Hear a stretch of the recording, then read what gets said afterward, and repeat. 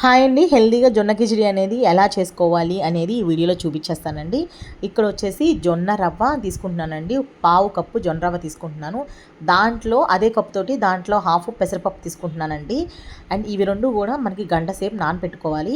ఇక్కడ స్క్రీన్ మీద కనబడే కూరగాయలన్నిటిని కూడా మనం చిన్నగా కట్ చేసుకోవాలి. అండ్ ఇక్కడ వచ్చేసి నానపెట్టిన ఈ జొన్న రవ్వ అండ్ పెసరపప్పుని నేను ఒక కుక్కర్లో వేసేసుకుంటున్నాను.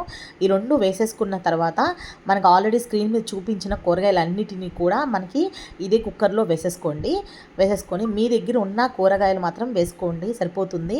నేనైతే సొరకాయ వేసుకున్నాను. సొరకాయ వచ్చేసి చాలా బాగుంటుంది దీంట్లో వేస్తే. అండ్ పసుపు వేసుకుంటున్నాను, పావు teaspoon, half teaspoon ఉప్పు వేసుకుంటున్నాను. అండ్ 1 టీ స్పూను కారం వేసుకుంటున్నాను.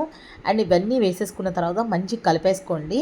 మనకి ఏ లెవెల్ దాకా కూరగాయలు ఉన్నాయో ఆ లెవెల్ దాకా కూడా మనం వాటర్ పోసుకుంటే సరిపోతుంది.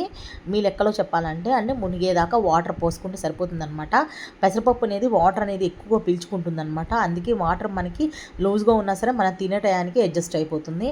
అండ్ కుక్కర్ పెట్టేసుకొని 3 విజిల్స్ వచ్చేదాకా ఉంచండి అనమాట.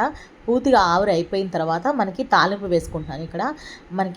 ఇక్కడ సాయిపప్పు వచ్చేసి 1 టీ స్పూన్ వేసుకుంటున్నాను, 1 టీ స్పూను జీలకర్ర వేసుకుంటున్నాను, 1 టీ స్పూను ఆవాలు వేసుకుంటున్నాను. ఈ 3 వేసేసుకున్న తర్వాత మనకి మంచిగా ఫ్రై చేసుకోండి. ఫ్రై చేసేసుకున్న తర్వాత మనకి ఇంగువ అనేది మనకి డైజెషన్ కోసం వేస్తున్నానండి. ఇక్కడ కొంచెం ఇంగువ వేసుకుంటున్నాను అండ్ కరివేపాకు వేసుకుంటున్నానండి. ఇవన్నీ కూడా మనకు వేసేసుకుని మంచి కలిపేసేసుకున్న తర్వాత మనకి ఆల్రెడీ కుక్కర్లో కిచిడి అయిపోయింది కదా, ఆ కుక్కర్లో ఈ తాలింపుని నేను కలిపేసుకుంటున్నాను అనమాట.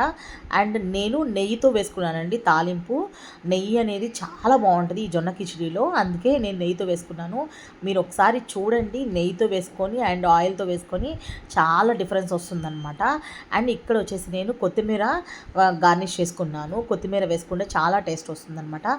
అందుకే ఇక్కడ కొత్తిమీర వేసుకున్నాను. అండ్ సీక్రెట్ ఇంగ్రీడియంట్ వచ్చేసి పెప్పర్ పౌడర్ అనమాట.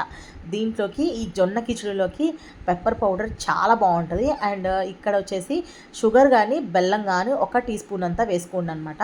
అంటే మీకు అన్నీ అడ్జస్ట్ అవుతాయి అన్నమాట. స్వీట్ అండ్ కారము అన్నీ బాగుంటాయి. అందుకే నేను అడ్జస్ట్ చేసుకోవడానికి ఇట్లా నేను బెల్లం పౌడర్ అనేది వేసాను అనమాట. సూపర్ ఉంటుంది. నేను చాలా రకాల కిచిడీలు అనేది ట్రై చేశాను. అన్నిట్లో కన్నా మనకి జొన్న కిచిడి అనేది చాలా బాగుంటుంది.